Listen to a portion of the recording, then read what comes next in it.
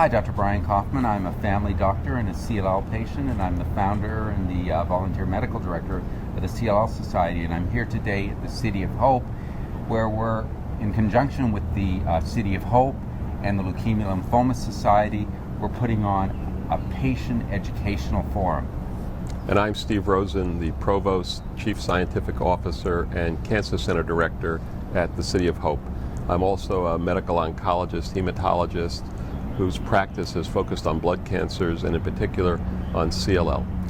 And Dr. Rosen, we're both back from ASH, where the news just keeps getting better and better in CLL. You've been in this field for decades now. Tell me what's got you really excited from some of the research you saw at the American Society of Hematology meeting. Well, as you said, Brian, the spectrum of compounds that are now available to us allow us to tailor-make therapy for individuals, and the treatments are more effective, less toxic, and we have so many alternatives that we can put together strategies that can keep the disease in remission for prolonged periods of time, and individuals have wonderful quality of life.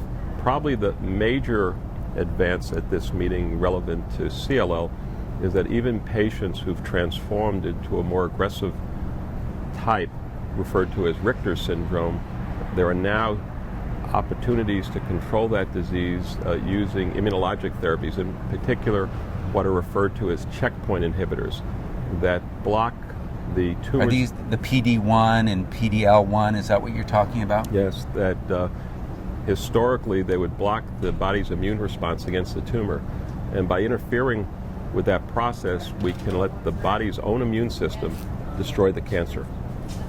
So yeah, there was data suggesting that where Richter's transformation used to be a very bad prognostic circumstance, we're starting to see some potential options for people now that can control that. Exactly, and that brings a great optimism. I'm still of the belief every time I see a new patient with CLL, I'll be able to control the disease, and the individual will live a long, healthy, happy life, and that some other catastrophe later in life may affect them. Right, that they'll die with the disease, not from the disease. Not from the disease. Right. Any final thoughts or anything you want to share?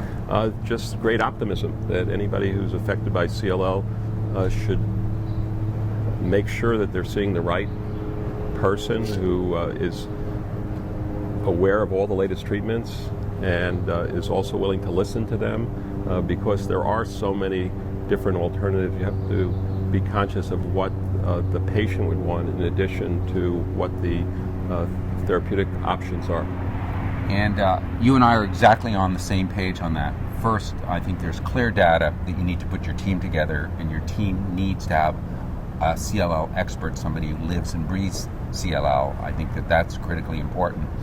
And the second, and this is the research that we presented at ASH, is that every medical decision making, especially in oncology, has to be a shared decision, and you have to listen to what patients want, and that's going to be different from patient to patient. Exactly, and I think the support structure that you provide is quite remarkable, and it gives patients an opportunity to dialogue with others affected by the disease so they have a better understanding of what may be best for them.